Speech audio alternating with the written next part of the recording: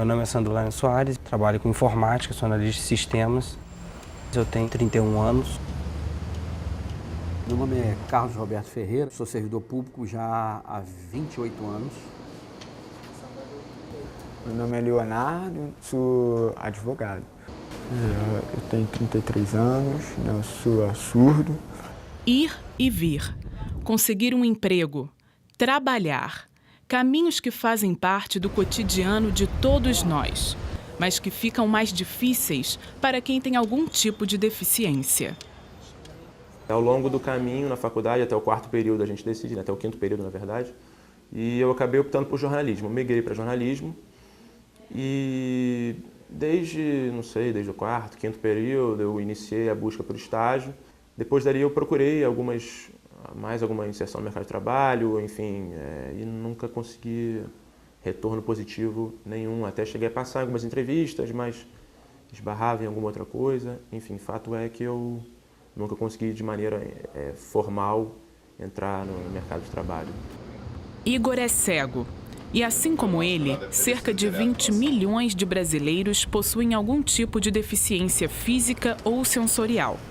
Dados do Ministério do Trabalho e Emprego mostram que desde 2005, mais de 140 mil trabalhadores com deficiência foram incluídos no mercado de trabalho. No entanto, essa inclusão nem sempre é efetiva. As empresas hoje se preocupam essencialmente em cumprir a cota para não serem multadas. Só. A gente tem inúmeros casos de pessoas com deficiências que são contratadas e ficam ali só com a carteira de trabalho assinada. Ou não fazem nada dentro da empresa ou ficam mesmo em casa. Né? Então as empresas hoje elas não estão preocupadas em cidadania, em dignidade da pessoa com deficiência, em tem potencial, quero investir, eu acredito, é capaz, nada disso. É simplesmente uma preocupação com o cumprimento da cota. E a cota que cada empresa deve seguir está estipulada no artigo 93 da Lei 8.213/91. Essa lei determina que as empresas com mais de 100 funcionários devem reservar uma parte de suas vagas para trabalhadores reabilitados ou pessoas com deficiência. O que vem acontecendo é um prejuízo para pessoas que têm instruções, né, têm instrução de nível superior e muitas vezes é obrigado a se sujeitar a um cargo de auxiliar administrativo, digitador, por exemplo, entendeu? Porque a empresa não tem aquela vaga, entendeu? Ou não quer destinar a vaga para aquela pessoa, prefere deixar para uma pessoa sem deficiência, né? E a lei também é alvo de ataques dos empresários. No início de 2012, o Supremo Tribunal Federal começou o estudo de uma ação que alega haver falta de profissionais portadores de deficiência que sejam qualificados no mercado de trabalho.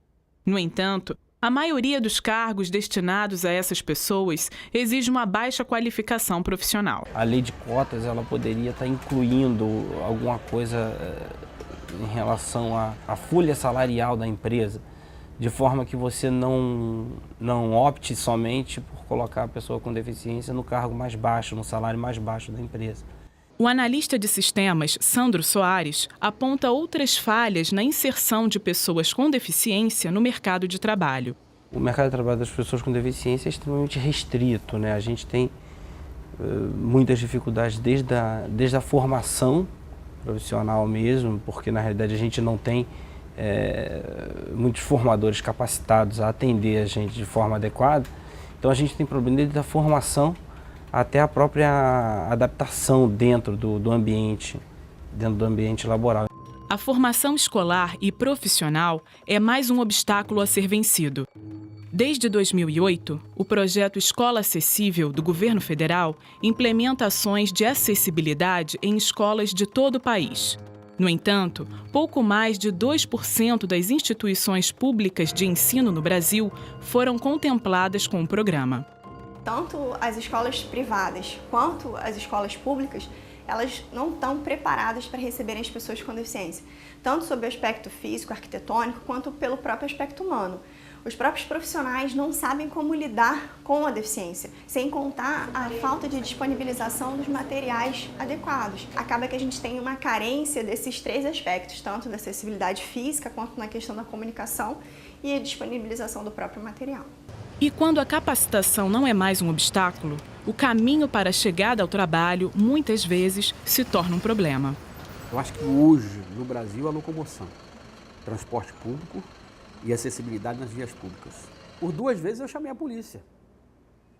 Porque quando eu vinha, eu tinha que esperar em torno de meia hora, 40 minutos, às vezes até 1 hora, para esperar o segurança vir de outra plataforma, para se juntar aos outros 2 daquela plataforma, para pegar minha cadeira e me descer. Quando a gente pensa em acessibilidade, principalmente a questão arquitetônica, acessibilidade em sites, essa coisa toda, a gente tem que pensar que você não está criando algo somente para a pessoa com deficiência, que já seria, inclusive, louvável pensar na pessoa com deficiência. Você tem que pensar que você está criando algo para uma pessoa que, por exemplo, um idoso, ele não vai, né, nem sempre ele consegue subir escadas. Uma pessoa que está com uma deficiência temporária. Falta de acessibilidade em prédios e ruas, subemprego, profissionais de ensino não preparados.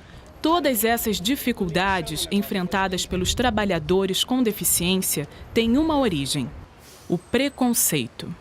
O preconceito ele acabou fazendo com que a pessoa com deficiência ficasse sempre à margem da sociedade.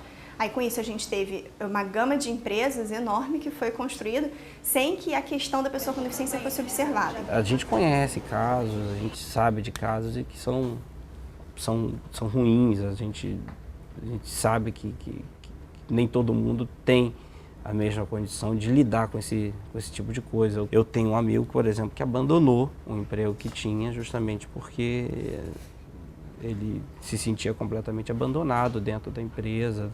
Mas o preconceito e as dificuldades não tiram o sonho e a vontade de quem acredita em uma sociedade justa que inclua a todos. Um caminho onde a superação é o que move. Eu acho que para alcançar patamares de Canadá e Estados Unidos, onde a gente tem Alemanha, onde a gente tem realmente uma empregabilidade total, sem preconceito, sem discriminação, eu acho que a gente precisa de pelo menos uns 20 anos de políticas públicas bem aplicadas, reguladas. A deficiência não é algo que vai me limitar a exercer a minha profissão, a trabalhar, enfim, como eu trabalho. Ela dificulta, mas não impede. Se um cidadão comum, né, tem que matar 1 leão por dia, o deficiente tem que matar muito mais. Porque ele já tem a sua dificuldade e, às vezes, no dia a dia, ou uma palavra ou um olhar para ele, ele sente o olhar de coitadinho ou a palavra é de coitadinho. Então você está sempre querendo, no fundo você na prática você está sempre querendo mostrar que, quer dizer, isso acaba se tornando uma coisa involuntária e instintiva de mostrar que você não é um coitadinho, que você é tão capaz quanto os outros. É uma luta árdua, né? Assim, é um trabalho incansável, mas é muito compensador, porque cada vez que a gente consegue assegurar o direito de uma pessoa com deficiência, a gente vê naquela pessoa uma alegria que é indescritível. Porque é como se a gente construísse a cidadania daquela pessoa, é como se a gente proporcionasse àquela pessoa as condições para que ela possa viver de uma forma digna.